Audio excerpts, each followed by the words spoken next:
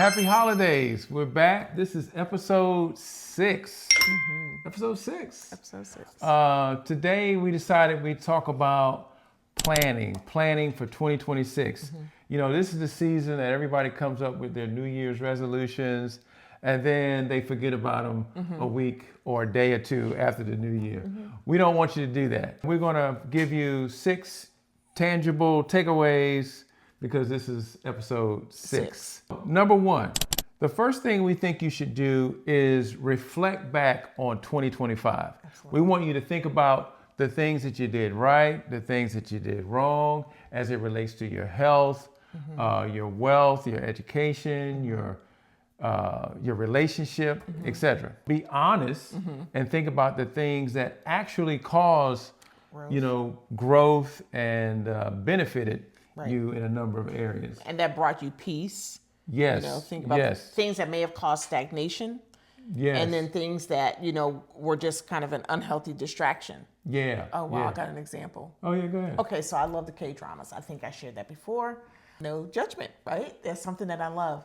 But I realized that it was an unhealthy distraction for me. I would watch the dramas for the whole... Yes, you would. Go ahead. I'm sorry. For the whole weekend and get absolutely no chores done. And I couldn't even talk to you. And he couldn't talk to me because I like to read the subtext, and that's what I did. It was my escapism, and I 100% enjoy the K-dramas. However, I realized I had to implement a healthy boundary with the dramas. I said, hey, I can't watch these on school night.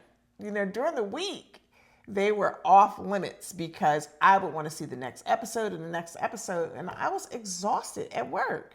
So I cut back, and I would only watch the dramas on Thursday night because I didn't have to go to work on Fridays. And then sometimes I would just watch it on Saturday because I didn't have to go to work on Sunday. Yeah. So be honest and authentic as you reflect back on your 2025. Well, I got another example. Okay.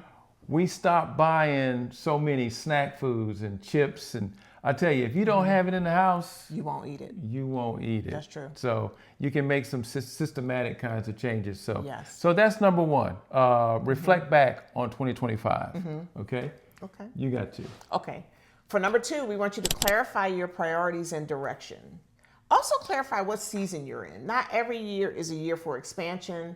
Like, name whether 2026 is about building, stabilizing, healing, or scaling.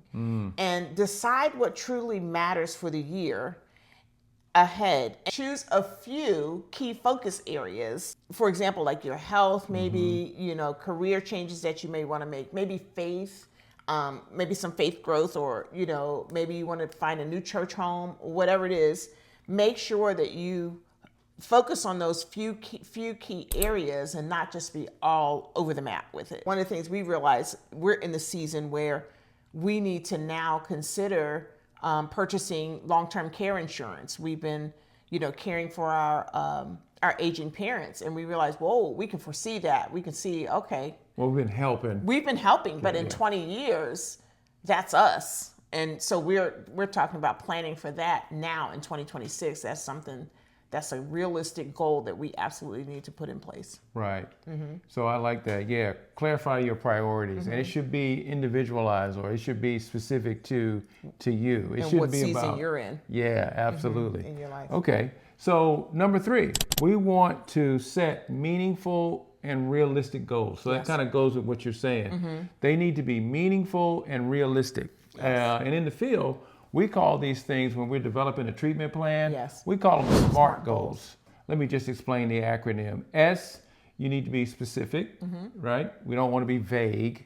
M, we want the goal to be measurable. You should be able to measure the goal. A, it should be obtainable. You shouldn't come out with some outrageous goal like, next year we're going to be billionaires. What do you think about that?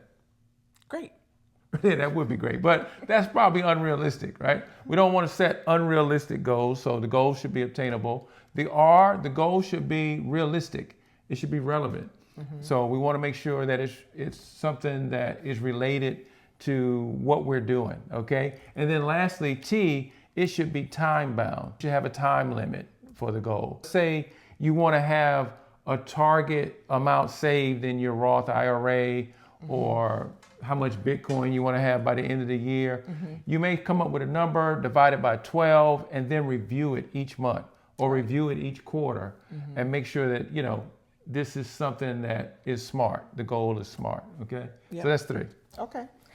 Number 4 is build systems, don't rely on motivation. Another way to think about that is simplify to amplify. Instead of relying on motivation, design routines and environments that support your goals. A couple of years ago, I read this book. I love this book, Atomic Habits by James Clear. My takeaways, one of the things that resonated with me was, you know, build systems. Don't rely on your motivation because your motivation can sometimes be fleeting. So I have a job as a therapist where I sit down in my chair most of the day. And I know sitting is like the new smoking.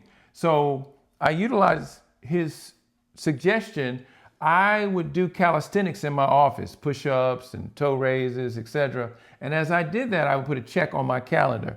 And so now it is such a habit. It's become a part of me. It's a part of my identity. Now I just love being able to look at the calendar and see all the check marks. And I try not to let there be too many days without a check mark.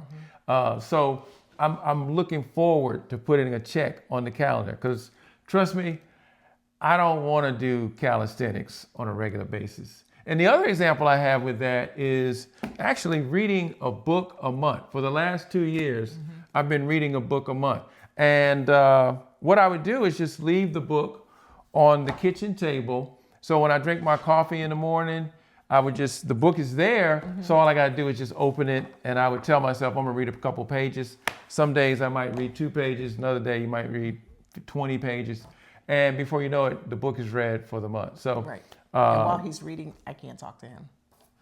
That's true. That's true. And I think sometimes you probably are a little annoyed that I actually leave the book on the table. But we'll talk about that in another episode. Okay. Yeah. 5.